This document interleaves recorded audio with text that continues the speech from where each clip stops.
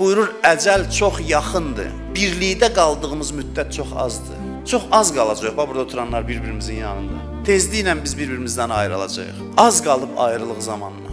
Mühüm xəbərdir. Birazdan görürsən, yavaş-yavaş köç başlayacaq. Karvan görsən ziyarətə gedirlər, bir yerdə saxlayırlar ki, o arxada qalanlar da gəlsin, gedək. Bunlar bərzəxdə o vəziyyətdədir, bizi gözləyirlər indi.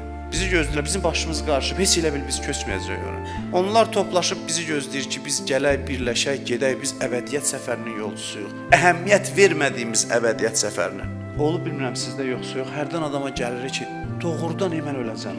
Xüsusilə Ramazan ayında mənim özümdə məsələn tez-tez olur. Bir də görsən yuxudan adam oyanır ki, doğrudan mən öləcəm. Yəni bu ruh, can bədəndən çıxacaq bir gün. Doğrudan mən bir gün yaxınlarımı tərk edib gedəcəm. Həmişə bax bu doğrudan o halda olasan. Böyüklər belədir, bax o xəbərləri həmişə ciddiyə alırlar.